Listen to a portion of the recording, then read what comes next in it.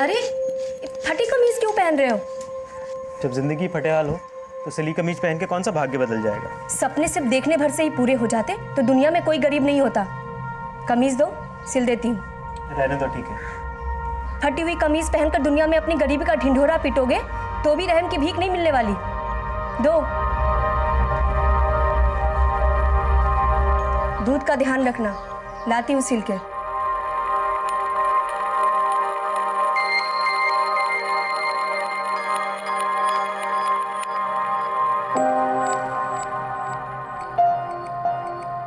पापा, मैं गिट्टी खेल खेल के ना बोर हो गई हूँ।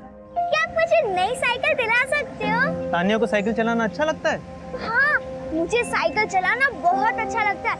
और आप जब मुझे साइकिल दिलाओगे ना, तो मैं साइकिल को मैदान में जाके खूब चलाऊंगी और ट्यूशन तक भी ले जाऊंगी।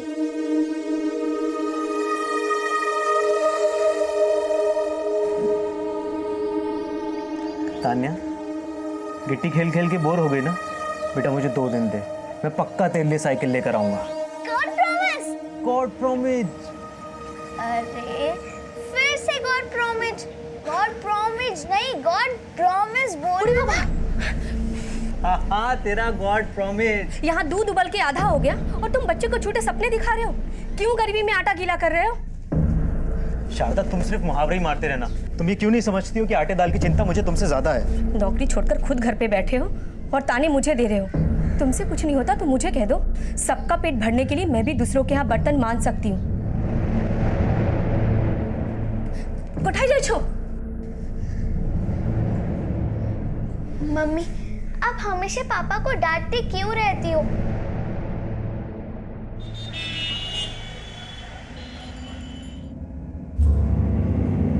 पापा, आप एक काम करो, आप मेरे लिए साइकिल मत लाओ, क्योंकि टीचर कह रही थी अगर उसकी फीस नहीं भरी तो वो मुझे स्कूल से निकाल देंगी। कहते हैं इस दुनिया में हर चीज़ एक्सपायरी डेट के साथ आती है, लेकिन प्रॉब्लम यही है कि हमें अपनी एक्सपायरी डेट कभी पता नहीं चलती, और अगर पता होती तो शायद उससे पहले अपने सारे सपने पूरे कर लेते। हेलो,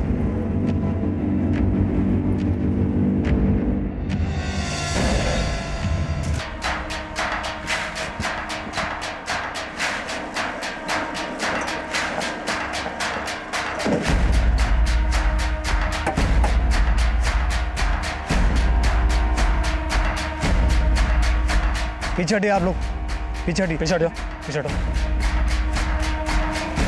पीछे पीछे। मोबाइल भी है, पैसे भी हैं। इसका मतलब है लूट के इरादे से मर्डर नहीं हुआ। सर, इसकी पॉकेट में एनवेलप भी है। नेगेटिव्स?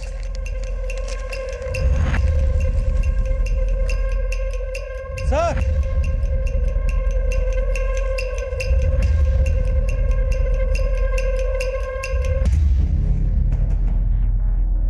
फोटो लो इसकी।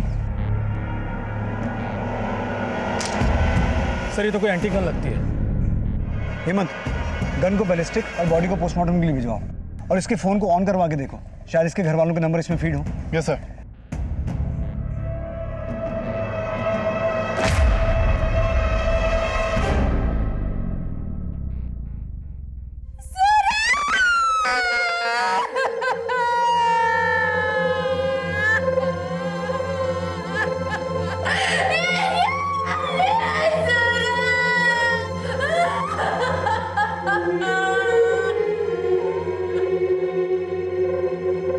शारदा जी, संभालिए अपने आप को।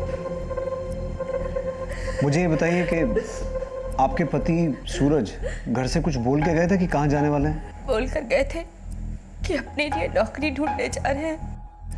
कब से नौकरी ढूंढ रहे थे वो? करीब 1 महीने से। इसके पहले वो किराने की दुकान पर नौकरी करते थे। पर शारदा जी, कोई तो ऐसी वजह रही होगी जो आपके पति को इस तरह से मारा गया। ठीक है, बाहर उनकी किसी से कोई दुश्मनी नहीं थी, लेकिन घर के अंदर ही परिवार में कोई रंजिश? नहीं साहब, उनका हमारी बेटी के सिवा कोई सगा नहीं था। जरा अच्छे से याद करके बताइए, आपने कभी अपने पति को किसी के साथ देखा हो या कोई ऐसी बात सुनी हो? ये साहब हमने कभी नहीं सुना, लेकिन हाँ, करीब 10 दिन पहले हम बाजार गए थे। वहां उन्होंने किसी को देखा था। चलो रुको, मैं आ रहा हूँ। कोथले आ रहा हूँ, मैं आ रहा हूँ। सूरज, तब वो किसी से मिलने गए थे, लेकिन जब वापस आए तो बहुत जल्दी में लग रहे थे। आलिया ना, चलो। हाँ, लेकिन किससे मिलने गए थे? अरे घर चल के सब बताऊंगा, चलो तो। बताओ तो।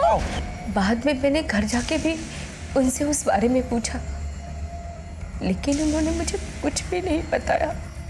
तो आपको लगता है कि आपके पति की मौत की वजह वो शख्स हो सकता है जिसे वो उस दिन बोरियानगर में मिलने गए थे? शायद, क्योंकि उस दिन के बाद से वो और भी ज्यादा परेशान रहने लगे थे। लेकिन वो था कौन? जरा सा भी आइडिया है आपको? ठीक है, अगर आपको उस आदमी के बारे में कुछ भी पता चले या आपको कुछ भी याद आए तो हमें बताइएगा। फिलहाल आप जा सकते हैं। 1 मिनट, आपके पति सूरज जी की जेब से हमें ये कुछ नेगेटिव्स मिले थे। आप कुछ बता सकती हैं किन फोटोग्राफ्स के नेगेटिव्स हैं? नहीं साहब, मुझे इस बारे में कुछ भी नहीं पता, और इससे पहले तो मैंने उनके पास ये कभी देखा भी नहीं था। ठीक है।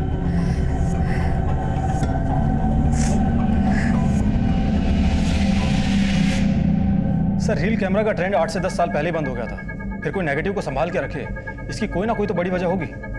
और सूरज की पत्नी का कहना है कि उसने नेगेटिव सूरज के पास में कभी देखे ही नहीं। तो क्या किलर जानबूझकर सूरज की जेब में नेगेटिव रख के चला गया?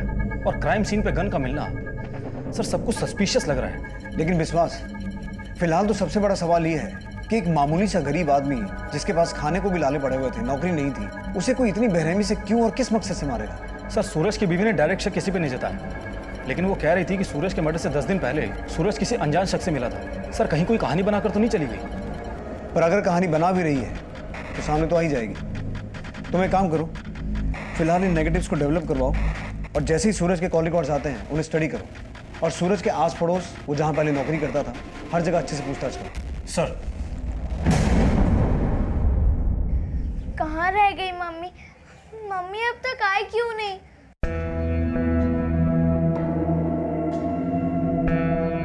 मम्मी, मम्मी आप कहाँ रह गई थी? पापा, पापा कहाँ?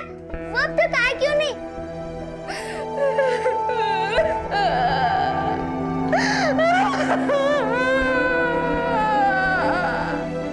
अपनी माली हालत से जूझता सूरज का परिवार घर के अकेले करता धरता सूरज को खो चुका था। एक गरीब इंसान जो 2 वक्त की रोटी कमाने के लिए संघर्ष कर रहा था, आखिर वो किसकी ऐसी दुश्मनी का शिकार हुआ जिस पर गोली दाग दी गई? सर वो नेगेटिव्स डेवलप करवाए। सर, नेगेटिव से पता चला है कि फोटोज किसी पारसी औरत की शोक सभा के हैं। जिस औरत की शोक सभा है उसका नाम तो लिखा है बैकग्राउंड में, लेकिन लोगों से कवर्ड है। सर, ये फोटो 16 साल पहले खींची गई थी। ये देखिए सर। लेकिन सूरज की हत्या का 16 साल पहले की शोक सभा की फोटो से क्या कनेक्शन हो सकता है जिसके नेगेटिव्स उसकी जेब में थे? सर, ये तो कुछ भी नहीं है। क्राइम सीन पे जो गन हमें मिली थी वो 80 साल पुराने मॉडल की गन है। सर, ऐसी गन्स ब्रिटिश काल में बना करती थी। गन की बैलिस्टिक और पोस्टमार्टम रिपोर्ट का क्या स्टेटस है? सर, रिपोर्ट कल तक आ जाएंगे। सर, 16 साल पुरानी फोटोज और 80 साल पुराने मॉडल की गन, सर इस केस की जड़ें जरूर गहरी है।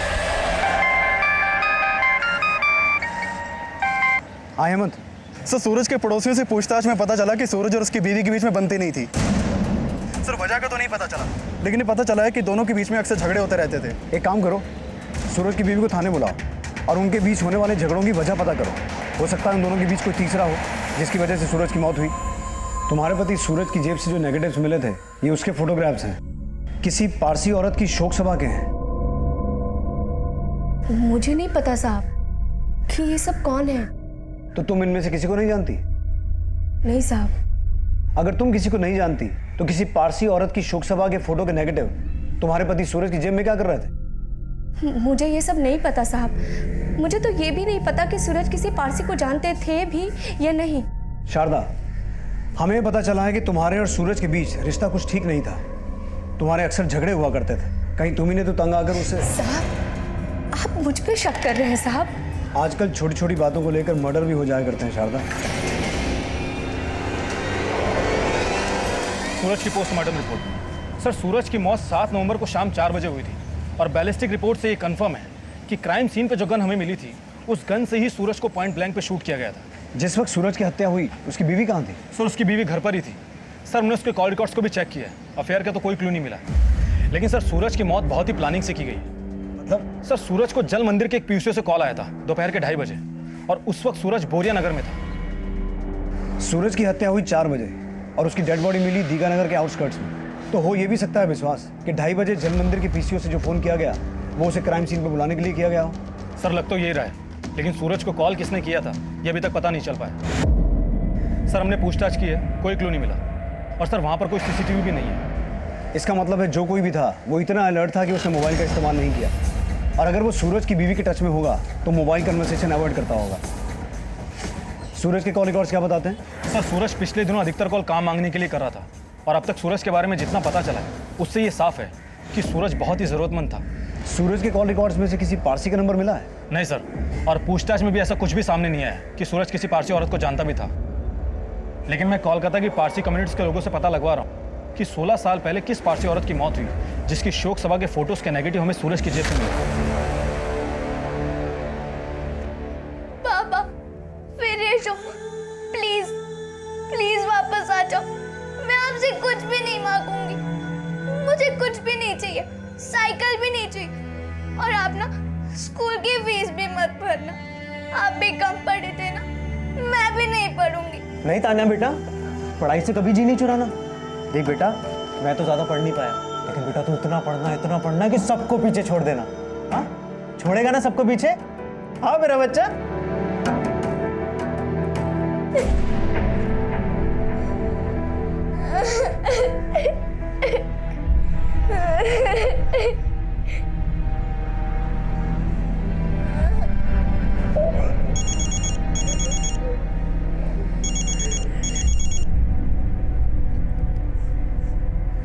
हेलो सर, सूरज पहले जिस दुकान पे नौकरी करता था उस दुकान के मालिक से मेरी बात हुई।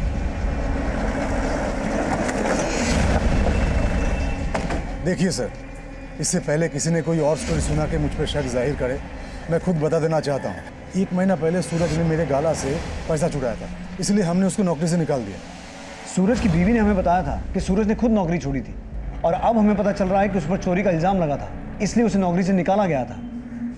कहीं ऐसा तो नहीं कि सूरज की बीवी उसके बारे में और बहुत कुछ जानती है, हमसे छुपा रही है? हो सकता है सर, लेकिन दुकान का मालिक सच बोल रहा है इस बात की भी कोई गारंटी नहीं है। मेरी दुकान पे काम करने वाले वर्कर से बात हुई, लेकिन उन्होंने दुकान के मालिक के बारे में कुछ और ही बोला है। साहब, सूरज कभी चोरी नहीं कर सकता, वो बहुत ईमानदार था। पर तुम्हारा मालिक सूरज पे चोरी का इल्जाम क्यों लगा रहा है? साहब, सूरज कई वक्त से तनख्वाह बढ़ाने के लिए बोल रहा था, पर वो टाल रहे थे। साहब, वो तो टाइम पे तनख्वाह भी नहीं देते थे। कई बार इस बात पे सूरज की उनसे कहा सुनी भी हुई, शायद इसीलिए साहब उसको चोरी का इल्जाम लगा के उसे नौकरी से निकाल दिया। क्या नाम है सूरज के मालिक का? विनोबा मित्रा। उसकी पूरी कुंडली निकाल रहा हूँ सर। लेकिन बाकी वर्कर्स को भी भूलना मत। हो सकता है मालिक सच बोल रहा हो, वर्कर्स झूठ बोल रहे हैं। और सूरज की बीवी पे नजर रखो। Okay sir. सूरज की हत्या में सूरज की बीवी, सूरज का मालिक और सूरज के साथ काम करने वाले को-वर्कर्स पुलिस की राडार में थे। सूरज की बीवी का कहना था कि उसने सूरज को बोरिया बाजार में किसी से मिलते हुए देखा था जो उसका हत्यारा हो सकता था। लेकिन क्या इसमें कोई सच्चाई थी या सूरज की बीवी पुलिस को गुमराह करना चाहती थी?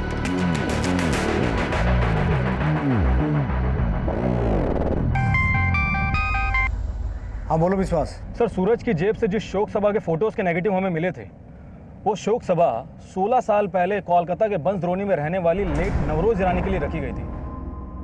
सर, नवरोज ईरानी का 16 साल पहले मर्डर हुआ था। व्हाट? नवरोज ईरानी का मर्डर हुआ था?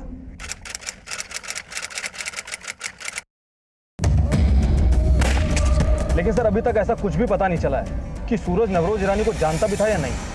लेकिन सूरज की जेब से हमें नवरोज ईरानी की शोक सभा के फोटो के नेगेटिव्स मिले थे, तो उसका नवरोज ईरानी से कोई ना कोई कनेक्शन तो होगा। अच्छा, इस नवरोज ईरानी के बारे में कोई इन्फॉर्मेशन मिली? सर नवरोज की कम्युनिटी के लोगों से तो फिलहाल इतना ही पता चला है कि नवरोज की शादी नहीं हुई थी, लेकिन उसकी एक सगी बहन है फिरोजा नवरोजी, वो ये पार्क स्ट्रीट में रहती है। हो सकता है वो सूरज को जानती हो। तुम नवरोज की बहन का एड्रेस मुझे मैसेज करो और ये पता लगाओ कि नवरोज ईरानी के मर्डर केस को कौन इन्वेस्टिगेट कर रहा था। हो सकता है सूरज के मर्डर का नवरोज ईरानी के मर्डर से कोई कनेक्शन हो।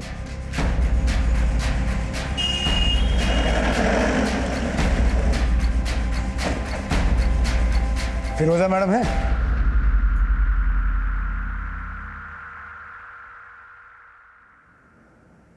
फिरोजा नवरोजी?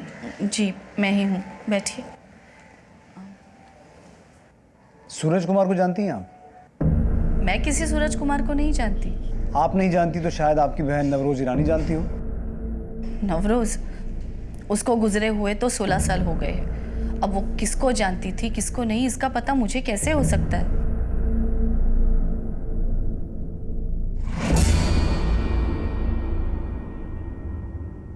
वो मेरा बेटा है साइरस। बुलाइए उसे। साइरस, आई आओ।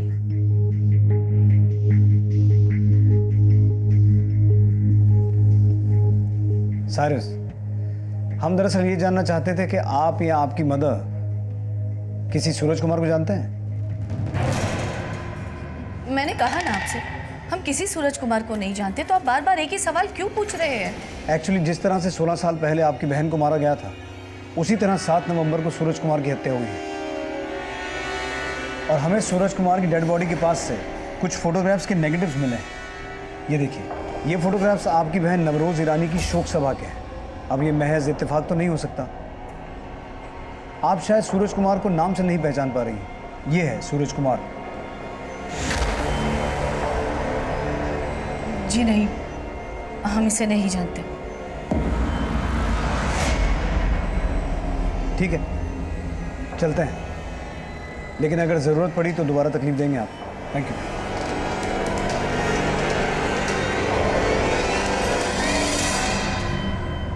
नवरोज आंटी के शोक सभा के फोटोज उस आदमी के पास कैसे पहुंचे? अब वो सब मुझे कैसे मालूम होगा? और तू बोल, आ चक्कर शू छे?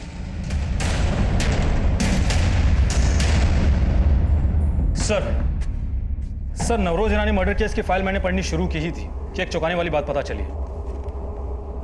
सर 16 साल पहले नवरोज ईरानी को जिस गन से शूट किया गया था, वो गन भी 80 साल पुरानी ब्रिटिश काल में बनी थी। सर ये देखिए, ये बुलेट हमें नवरोज की बॉडी से मिली थी और ये बुलेट हमें सूरज की बॉडी से मिली। और इन दोनों मर्डर्स के बैलिस्टिक रिपोर्ट से ये पता चलता है कि ये दोनों बुलेट एक ही गन से फायर की गई। अगर इन दोनों को एक ही गन से मारा गया है तो पूरी पॉसिबिलिटी है कि इन दोनों का किलर एक ही हो। लेकिन सर नवरोज ईरानी को किसने मारा था, ये 16 साल से अभी तक पता नहीं लग पाया।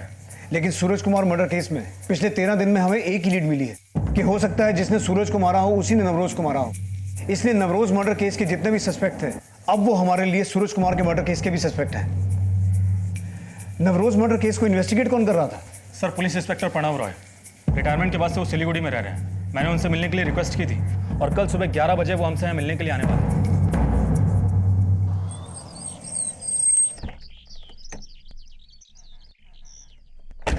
सूरज, शारदा, नवरोज ईरानी मर्डर इन्वेस्टिगेशन के दौरान ये दोनों नाम कभी सामने आए नहीं। आई एम ऑल्सो सरप्राइज्ड कि सूरज का भी उसी गन से मर्डर हुआ 16 साल पहले जिस गन से नवरोज ईरानी का मर्डर हुआ था। सर माना कि नवरोज ईरानी केस सॉल्व नहीं हो पाया, पर आपकी गट फीलिंग क्या कहती है? नवरोज को किसने मारा होगा?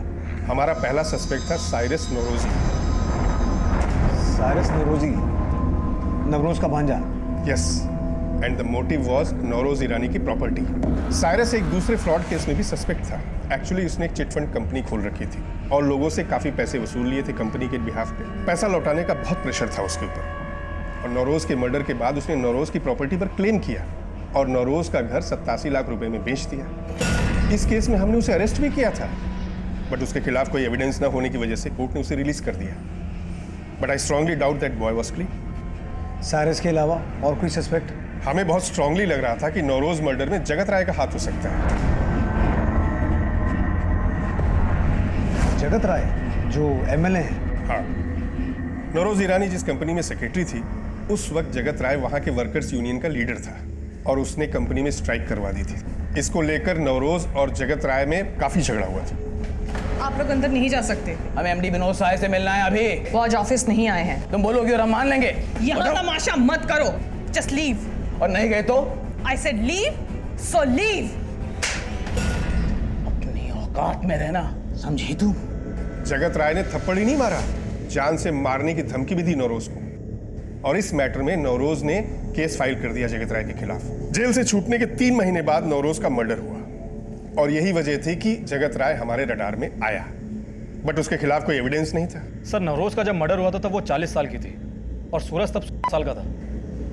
सर ऐसा भी तो हो सकता है कि नवरोज ईरानी को किसी कॉन्ट्रैक्ट किलर ने मारा हो। तो आपकी इन्वेस्टिगेशन के दौरान ऐसी कोई ट्रेल सामने आई थी जिससे ये पता चले कि वो गन कहां से खरीदी गई है? हमने उस टाइम के तमाम हिस्ट्री शीटर्स और इलीगल आर्म डीलर्स को भी राउंड अप किया था, लेकिन उस गन से रिलेटेड हमें कोई लीड नहीं मिली थी। इवन हमने तमाम वेस्ट बंगाल के रॉयल फैमिलीज से भी पूछताछ की जिनके पास ब्रिटिश एरा की गन होने की संभावना हो सकती थी, लेकिन उस मामले में हमें कुछ हाथ लगा नहीं। सर अपने खबरियों के नेटवर्क से भी उस गन से रिलेटेड कोई क्लू नहीं मिला है। विश्वास, ये गन 16 साल पहले एक मर्डर में इस्तेमाल हुई और वही गन 16 साल बाद एक दूसरे मर्डर में इस्तेमाल हुई। तो इस बात की भी पूरी पॉसिबिलिटी है कि इन 16 सालों के दौरान और कई मर्डर्स में इस गन का इस्तेमाल किया गया हो। एक काम करो, पिछले 16 सालों में जितने भी मर्डर्स गोली मार के हुए हैं उन सबकी बैलिस्टिक रिपोर्ट चेक करो। सर जगत राय और साइरस, ये दोनों नवरोज ईरानी मर्डर केस के प्राइम सस्पेक्ट थे। हो सकता है इन दोनों का भी इस गन के साथ कोई कनेक्शन हो, और हमें यह भी पता लगाना है कि इन दोनों का सूरज कुमार के मर्डर से क्या कनेक्शन हो सकता है। और नवरोज ईरानी की शोक सभा में ये जितने भी लोग हैं इन सबका कनेक्शन भी सूरज कुमार के साथ हो सकता है। इन सबको आइडेंटिफाई करो और सभी से पूछताछ करो। सर जिस कंपनी में नवरोज मैम सेक्रेटरी थी वहीं मैं सेल्स एग्जीक्यूटिव था। हमको हमेशा लगा कि नवरोज ईरानी का मर्डर जगत राय ने किया था। वो बहुत पावरफुल लोगों को जानता था और उन्हीं का बदौलत वो यूनियन लीडर से एमएलए बन गया। लेकिन नवरोज मैम बहुत डेयरिंग लेडी थी, वो सच और सही के लिए किसी से भी लड़ जाती थी। पढ़ लिया? ये मांगे हैं मेरे मजदूरों की। एमडी को बोलो ये मांगे पूरी नहीं हुई तो हड़ताल कभी खत्म नहीं होगी। ये मांगे वर्कर्स की नहीं है, तुम उन्हें डरा धमका के उनके और कंपनी के बीच में डिस्प्यूट क्रिएट कर रहे हो। I will expose you very soon. और नवरोज मैम ने जगत राय को जेल करवा दी। उसके बाद वो दोबारा कभी यूनियन लीडर नहीं बना। इसी वजह से जगत राय ने नवरोज मैम को खत्म कराया होगा। इस फोटो को ध्यान से देखो, इस आदमी का नाम सूरज है। इस आदमी को तुमने नवरोज मैडम के साथ में देखा था? नहीं सर।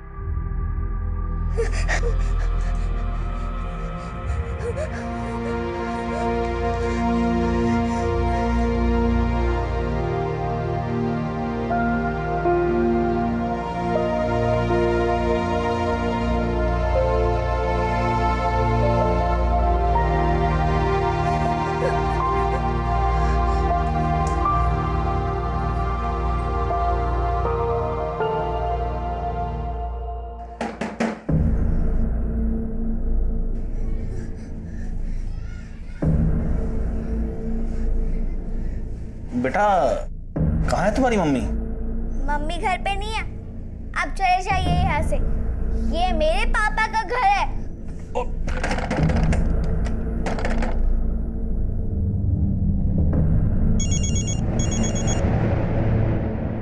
ओ शारदा जी, कहाँ हो तुम?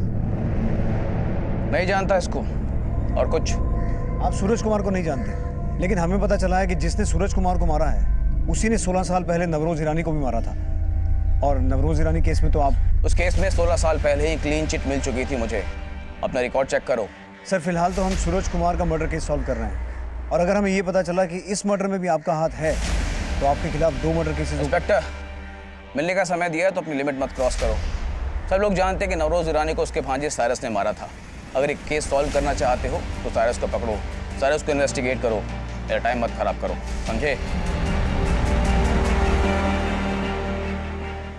ओ खुदाई, बहुत बुरे हैं हम। रोज एक नया पाप करते हैं। हमें हमारे गुनाहों की माफी दो।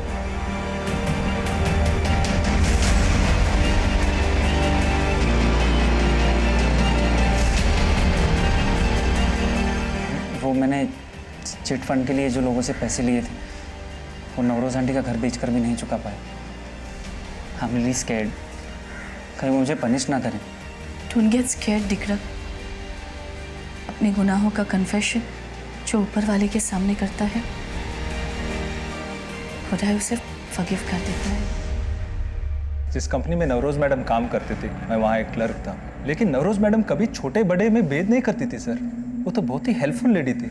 नवरोज मैडम, आपसे एक पर्सनली हेल्प चाहिए था प्लीज। आई नो तुम्हारा बहन का शादी है और कंपनी तुमको लोन नहीं दे रही, बट मैं कुछ करती हूँ तुम्हारे लिए पर्सनली। ओके सर वो बिना बोले ही दूसरों की जरूरत समझ जाती थी। उन्हें कोई भी जरूरतमंद दिखता वो कैसे भी करके उसकी मदद करती। तो शायद नवरोज ने सूरज की भी मदद की होगी। इस आदमी का नाम सूरज है, जानते हो उसको? नहीं सर। शारदा जी, मैं जानती हूँ आपके पति के साथ बहुत बुरा हुआ है, लेकिन अगर स्कूल वालों ने तान्या का नाम काट दिया तो मैं कुछ नहीं कर पाऊंगी। आपने स्कूल की फीस नहीं भरी, लेकिन आप मेरी ट्यूशन फीस तो दे ही सकती हैं। लेकिन मैडम जी, अगर मेरे पास पैसे होते तो मैं आपसे यूँ विनती क्यों करती? आप कह रही हैं आपके पास पैसे नहीं है, लेकिन आपके पति तो कुछ और ही कह रहे थे। 6 महीने से ना आपने मेरी ट्यूशन फीस दी है और ना ही आप स्कूल फीस पे कर रहे हैं। अगर ऐसा ही चला ना तो स्कूल से उसका नाम कट जाएगा। नहीं नहीं, आप बस थोड़े दिन और संभाल लीजिए। 2-4 दिन में मेरे किसी से 40,000 रुपये आने वाले हैं। जैसे वो आएंगे मैं आपकी ट्यूशन फीस भी दे दूंगा और स्कूल की फीस भी। लेकिन मैडम जी, उन्होंने तो मुझे ये बात बताई ही नहीं कि कोई उन्हें 40,000 रुपये देने वाला था। मुझे लगता है शायद सूरज ने सेठ जी से 40,000 मांगे हो। वैसे भी वो कभी किसी को पूरी तनख्वाह नहीं देते थे। हो सकता है पैसे काट काट के उन्होंने सूरज के 40,000 अपने पास जमा कर लिए हो। अच्छा ठीक है, तुम उस पर नजर बनाए रखो। सर सूरज पहले जिस दुकान पे नौकरी करता था, उस दुकान पे अभी भी सूरज की बीवी गई और उसने दुकान के मालिक से काफी झगड़ा किया। तो वो दुकान के मालिक से 40,000 रुपये मांग रही थी और बोल रही थी कि दुकान के मालिक ने सूरज का मर्डर इसलिए कर दिया ताकि मालिक को सूरज को 40,000 रुपये लौटाने ना पड़े। लेकिन उसने हमें पहले ऐसा कुछ भी नहीं बताया। ये 40,000 का क्या चक्कर है? सर ये चक्कर तो समझ में नहीं आ रहा, लेकिन हाँ सर, सूरज की बीवी कई लोगों से पूछताछ करके ये पता कर रही थी कि सूरज को 40,000 रुपये किससे लेने थे, और दुकान के काम करने वाले एक लड़के ने उसे बताया और उसके बाद वो दुकान के मालिक से झगड़ा करने पहुंच गई। दुकान पे काम करने वाला वर्कर कौन है? सर इसका नाम गोविंद है और सूरज के घर पे काफी आना जाना था इसका। गोविंद? हेमंत, कहीं इस गोविंद और शारदा के बीच में कुछ चल तो नहीं रहा है? नहीं सर, ऐसा कुछ लगता तो नहीं, लेकिन इस गोविंद ने पहले दुकान के मालिक के खिलाफ ही बोला था। दुकान के मालिक के खिलाफ कुछ मिला? नहीं सर, ना तो दुकान के मालिक के खिलाफ कुछ मिला, ना शारदा के और ना गोविंद के। हेमंत, ये 40,000 की कहानी और शारदा के अफेयर का एंगल सब कुछ अच्छे से पता करो। हो सकता है बोरिया नगर वाली कहानी भी झूठी हो। वहां सूरज ने किसी अनजान आदमी को नहीं, बल्कि अपनी बीवी को उसके लवर के साथ देखा हो। हेमंत, शारदा और सूरज का पिछले 16 साल का इतिहास निकाल। Okay sir. पुलिस शारदा को अब भी शक की नजर से देख रही थी और इसके साथ साथ सूरज का मालिक, सूरज के साथ काम करने वाले गोविंद, सब सूरज मर्डर केस के सस्पेक्ट नजर आ रहे थे। और पुलिस ये भी मान रही थी कि 16 साल पहले नवरोज ईरानी को मारने वाला भी सूरज का हत्यारा हो सकता है। लेकिन इस बात में सच्चाई कितनी है कि कोई आदमी सूरज को 40,000 रुपये देने वाला था? सर हमने सूरज के जानने वाले लोगों से बात की, लेकिन पता नहीं चल पा रहा कि वाकई में सूरज को कोई 40,000 रुपये देने वाला था या नहीं। इस बारे में सूरज की बीवी क्या बोलती है? सर वो तो खुद मान रही है कि जिससे सूरज को 40,000 रुपये लेने थे उसी ने सूरज को मारा होगा, और वो खुद लोगों से मिलकर ही पता करने की कोशिश कर रही है कि आखिर सूरज को 40,000 रुपये देने वाला कौन था।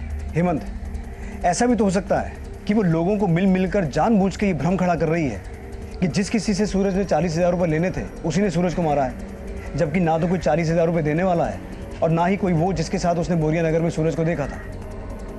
सर इन फोटोग्राफ्स में कुल 30 लोग हैं, जिनमें से 23 को आइडेंटिफाई करके हमने उनसे पूछताछ की।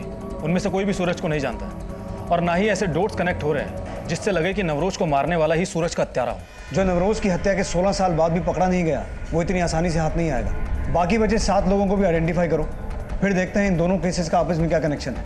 सर नवरोज की हत्या के 10 साल बाद साल 2010 में एक एक्स आर्मी मैन ने ठीक उसी तरह की गन से अपने कजन की हत्या की थी, जिस तरह की गन से नवरोज और सूरज की हत्या हुई थी। सर इस एक्स आर्मी मैन का नाम जगदीश कुमार है और ये आजकल भोपाल जेल में बंद है।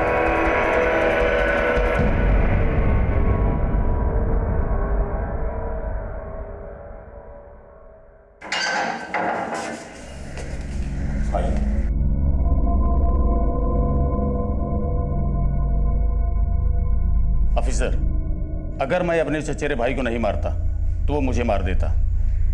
मुझे उसे मारने का कोई अफसोस नहीं। देखिए, हम आपसे सिर्फ इतना जानना चाहते हैं कि आपने जिस गन से अपने भाई को मारा था वो गन ब्रिटिश काल की बनी हुई थी।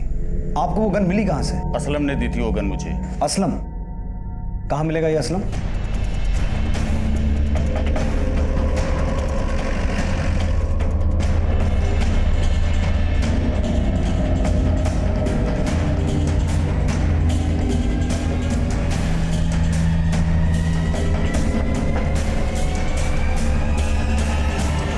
मानता हूं कि जगदीश कुमार को वो गन मैंने ही दी थी, लेकिन अब तो मैं उसकी सजा भी काट चुका हूं। लेकिन 9 साल पहले तूने जो गन जगदीश कुमार को दी थी वो अब किसके हाथ लग गई जो एक और मर्डर हो गया? साहब वो गन मेरी नहीं थी साहब, मैं तो एक मामूली सा देसी कट्टा सप्लाई करता था साहब। वो गन तो एहसान की थी। एहसान कौन? साहब मेरा दोस्त था, वो भी अवैध हथियार का धंधा करता था साहब। आज से 9 या 10 साल पहले बिहार पुलिस ने उसका लुकआउट नोटिस जारी कर दिया था साहब। उसने पूरा हथियार मेरे यहाँ छुपा दिया था साहब। उसमें से वो गन मैंने जगदीश कुमार को किराए पर दे दी थी साहब। जगदीश कुमार ने अपने भाई का मर्डर करने के बाद वो गन मुझे वापस कर दी थी साहब। कुछ दिन के बाद एहसान उस गन को वापस ले गया था। तो तू ये कहना चाहता है कि 16 साल पहले नवरोज और अब 16 साल बाद सूरज के मर्डर में जो गन इस्तेमाल हुई वो तूने नहीं, एहसान ने सप्लाई की? 16 साल बाद? लेकिन साहब एहसान कैसे गन सप्लाई कर सकता है? क्यों? वो तो 6 साल पहले पुलिस इनकाउंटर में मारा गया। एहसान है।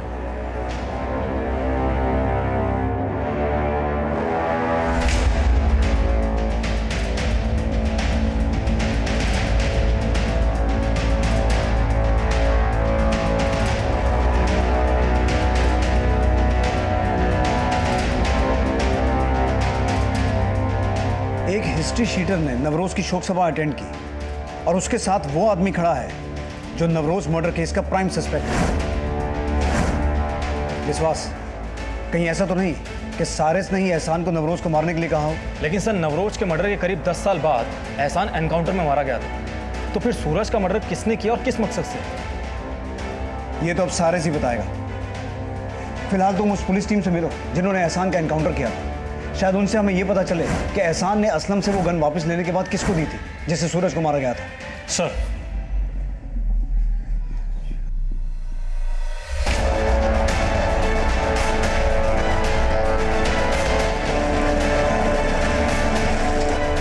नवरोज ईरानी को जिस गन से मारा गया था वो इस आदमी की थी जो आपके साथ खड़ा है। हो सकता है आपके कहने पे ही नवरोज ईरानी को मारा गया हो। व्हाट? ये आदमी मेरे साथ खड़ा है तो आप कुछ भी बोलेंगे? हमें तो ये भी नहीं पता कि इसका नाम एहसान था। जैस्मिन ने इसका नाम फैज बताया था। फैज? सर, इन तीनों में से ये एहसान है। आप उसी जैस्मिन की बात कर रहे हैं ना जो नवरोज की मेड थी? यस, थी तो वो मेड, पर नवरोज ने उसको सर पे चढ़ा कर रखा था। मेरे गांव में ना लड़कियां जैसे ही 14 साल की होती है उनकी शादी कर देते हैं। आप तो 40 साल की है ना? नहीं, मेरा मतलब है आपने कभी नहीं सोचा कि शादी कर लेनी चाहिए थी आपको? मुझे तो कभी नहीं लगा, नहीं तो जरूर कर लेती। पर तेरी बातों से ऐसा लगता है कि तुझे अपनी शादी का बहुत चाव है। नहीं मैम, ऐसा कुछ नहीं है। मैं तो अनाथ हूँ ना, पर मेरे माँ बाप होते तो शायद। माँ बाप न थी तो शू थयू, मेरी बेटी की तरह तू मेरी सेवा करती है। समझ ले, मैं ही तेरी माँ हूँ। देखते ही देखते जैस्मिन ने नवरोज के दिल पे ऐसा जादू चलाया कि वो जैस्मिन को अपने बेटी की तरह रखने लगी। लेकिन हद तो तब हो गई जब जैस्मिन उस फैज को भी घर में ले आई। नवरोज, तेरा एब्सेंस में वो लड़का रोज इधर आता है, पता नहीं किस चोरू चक्के के साथ। ये फैज चोर नहीं है मैम। तो छे कौन ही छोकरो? तू क्या इस घर की मालकिन है जो नवरोज के एब्सेंस में किसी को भी घर में बुला लेगी? रो मत टिकरा, प्यार करती है उससे। जैस्मिन ने अपने झूठे आंसू दिखाकर नवरोज को इस तरह पागल बना दिया था कि नवरोज खुद जैस्मिन की और फैज के शादी के बारे में सोचने लगी थी। सर, जैस्मिन ने बताया था फैज जूते चप्पल बेचने का काम करता था, और अब आपसे पता चल रहा है कि उसका नाम एहसान था और वो एक क्रिमिनल था। आप मेरे बेटे पर शक कर रहे हैं, पर हम तो जैस्मिन पर शक पहले ही जता चुके थे। लेकिन नवरोज के मरने के बाद सबसे ज्यादा फायदा आपको पहुंचा, क्योंकि नवरोज की सारी प्रॉपर्टी आप लोगों की हो गई। सर, आपकी तरह ये गलतफहमी पहले भी पुलिस को हुई थी, but I really love Navroz aunty. वो भी मुझसे बहुत प्यार करती थी। वाह, वेरी नाइस वॉच आंटी। आपने मुझे घड़ी गिफ्ट किए ना, अब देखना मेरा टाइम ज़रूर चेंज होगा, मेरी कंपनी का सारा लॉस कवर हो जाएगा। Thank you aunty. सर मैं नवरोज आंटी को सपने में भी मारने की नहीं सोच सकता, वो भी प्रॉपर्टी के लिए। नवरोज के प्रॉपर्टी के लीगल नॉमिनीज हम ही थे, पर उसे जैस्मिन की असलियत मालूम नहीं थी, इसीलिए उसने अपनी लाइफ इंश्योरेंस पॉलिसी का नॉमिनी जैस्मिन को कर दिया। ये तो शुक्र है कि उसने कोई विल नहीं बनाई, नहीं तो उसमें भी जैस्मिन का नाम डाल देती। सर एहसान का एनकाउंटर करने वाली बिहार पुलिस टीम से हमने बात की, लेकिन उनसे हमें एहसान की गन से रिलेटेड कोई क्लू नहीं मिला है। लेकिन उनका कहना है कि 6 साल पहले एहसान और उसके साथियों का एनकाउंटर करने के बाद एहसान की बीवी जैस्मिन ने ही एहसान की बॉडी के लिए क्लेम किया था, और तब वो प्रेग्नेंट थी। विश्वास, सारिस और नवरोज की बहन फिरोजा एहसान और जैस्मिन पर शक जता रहे हैं। अगर सारिस ने एहसान से नवरोज को मरवाया होगा तो इस बात के कितने चांसेस हैं कि एहसान के एनकाउंटर के बाद जैस्मिन ने सूरज को मरवाया हो? सर साइरस ने पहले भी जैस्मिन को एक्यूज बनाने में कोई कसर नहीं छोड़ी थी, तो हो सकता है कि वो अब भी वही गेम खेल रहा हो। लेकिन जैस्मिन ने एहसान उर्फ फैज को अपना पति बना लिया था, तो हो सकता है कि अब जैस्मिन एहसान का गैर कानूनी धंधा संभाल रही हो। आजकल रहती कहाँ है जैस्मिन? सर बिहार पुलिस ने पटना का एड्रेस दिया है। एहसान के एनकाउंटर तक वो पटना में किराए पर रह रही थी, पर एनकाउंटर से पहले एहसान का भी वहाँ आना जाना होता था।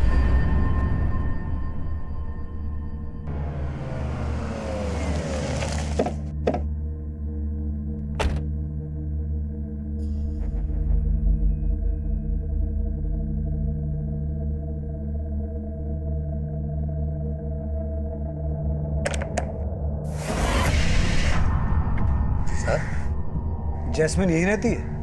रहती है? अरे उसको तो मर के 4 साल हो गए। जैस्मिन मर चुकी है? उसका पति जुनेद जब मरा था तो वो पेट से थी। पति की मौत का सदमा नहीं बर्दाश्त कर सकी, वो भी मर गई बेचारी। क्या नाम बताया आपने उसके पति का? जुनेद। जुनेद? यही जुनेद है? हाँ यही तो है जुनेद।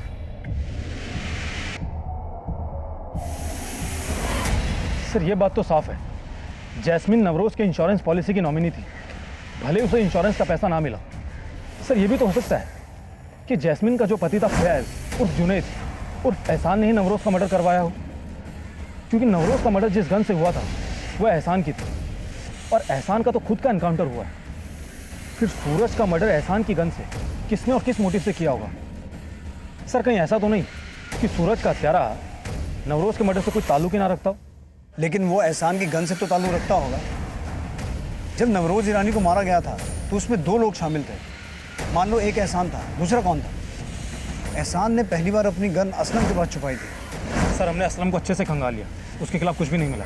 लेकिन ऐसा भी तो हो सकता है विश्वास कि असलम जैसा ही एहसान का कोई दूसरा साथी हो, क्योंकि जब एहसान का इनकाउंटर हुआ था उसके पास वो गन नहीं थी। हो सकता है उसने वो गन अपने किसी दूसरे साथी को दी हो।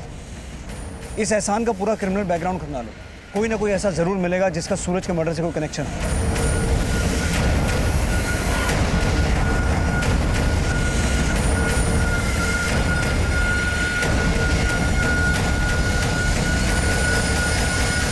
सूरज की हत्या में एहसान की गन इस्तेमाल हुई थी, लेकिन एहसान के एनकाउंटर के बाद एहसान की वो गन किसके हाथ लगी थी, इसका पता लगाने के लिए पुलिस एहसान उर्फ फैज उर्फ जुनैद से जुड़ी हर इंफॉर्मेशन निकाल रही थी, और जल्द ही कुछ नए समीकरण सामने आए। सर एहसान के साथ जो 2 क्रिमिनल्स एनकाउंटर में मारे गए थे वो ब्रिजेश और रामाधीर थे। ब्रिजेश और रामाधीर वांटेड क्रिमिनल शेखुद्दीन के लिए काम करते थे, और एहसान शेखुद्दीन को गैर कानूनी हथियार सप्लाई करता था। सर यही शेखुद्दीन और शेखू कई दिनों से अंडरग्राउंड है। अगर एहसान इस शेखू को इलीगल आर्म सप्लाई करता था तो हो सकता है एहसान ने वो गन शेखू को दी हो जिससे सूरज की हत्या हुई थी। ये जहाँ कहीं भी अंडरग्राउंड है, अपने खबरियों से कहो उसे खोद के निकालें, क्योंकि अब ये शेखू ही बताएगा कि सूरज की हत्या का 16 साल पहले हुई नवरोज की हत्या से क्या कनेक्शन है। शेखू का पता लगाने के लिए पुलिस ने बिहार से लेकर वेस्ट बंगाल तक अपना खबरी नेटवर्क एक्टिव कर दिया। नवरोज और सूरज मर्डर से जुड़े सभी लोगों से पुलिस शेखू तक पहुंचने का तार ढूंढ रही थी। 40 दिन बाद पुलिस को शेखुद्दीन और शेखू के पटना में छिपे होने की इंफॉर्मेशन मिली।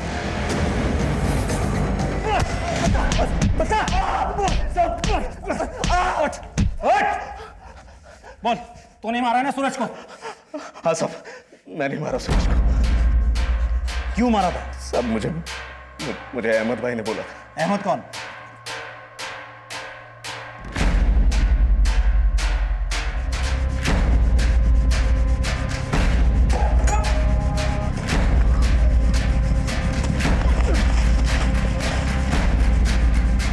ऐसा नहीं है, अहमद है। एनकाउंटर में ऐसा नहीं, हमारा दूसरा साथी जमील मारा गया था। तो फिर एहसान की बीवी जैस्मिन ने उस बॉडी को एहसान की बॉडी मानकर आइडेंटिफाई क्यों किया था? साहब, जैस्मिन को मैंने बोला था कि जमील की बॉडी को आइडेंटिफाई करके बोल दे कि वो मैं ही था। तो जैस्मिन ने नवरोज की इंश्योरेंस पॉलिसी क्लेम करने के लिए तुझसे बोल के नवरोज को मरवाया? नहीं साहब, जैस्मिन को इस बारे में कुछ नहीं पता था।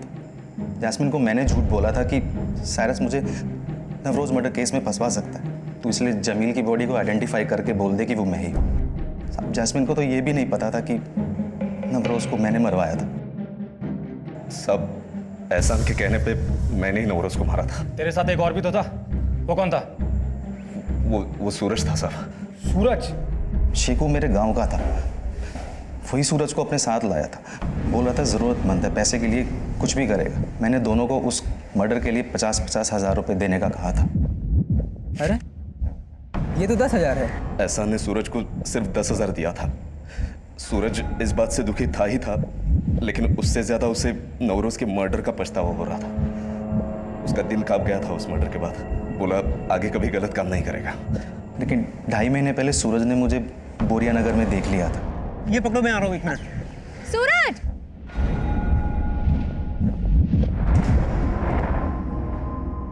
उस दिन के बाद से वो मुझे ब्लैकमेल करने लगा। कहने लगा कि उसके पास कुछ सबूत है कि मैंने ही नवरोज को मरवाया है। कैसा सबूत? सब वो मुझे नहीं मालूम, लेकिन कह रहा था कि जिस लिफाफे में मैंने उसे 10,000 दिए थे, उसमें गलती से मैंने कुछ ऐसा छोड़ दिया कि वो मुझ पे भारी पड़ सकता है। और उस दिन के बाद मैंने उसे ख़त्म करने का सोच लिया था। हेलो,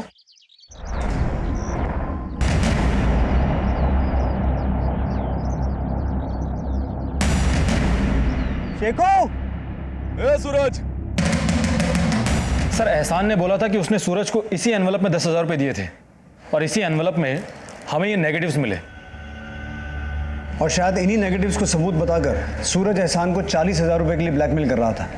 और इन्हीं नेगेटिव्स की मदद से हमने 16 साल पुराना नवरोज मर्डर केस भी क्रैक कर लिया। सूरज ने नवरोज की हत्या के बाद अपराध को अलविदा कहने का निश्चय तो कर लिया था, लेकिन जब उसकी जरूरतों ने उसे 16 साल बाद उस मर्डर कॉन्ट्रैक्ट के बाकी बचे 40,000 रुपए वसूलने की मृत तृष्णा दी, तो बदले में उसे सिर्फ मौत मिली। माना सुबह का भूला अगर शाम को घर वापस आ जाए तो उसे भूला नहीं कहते, लेकिन इरादा कमजोर हो और इंसान इम्तिहान देने से डरता हो तो उसका किया उसे कभी नहीं बख्शता। और हमारा किया हमारे अपनों को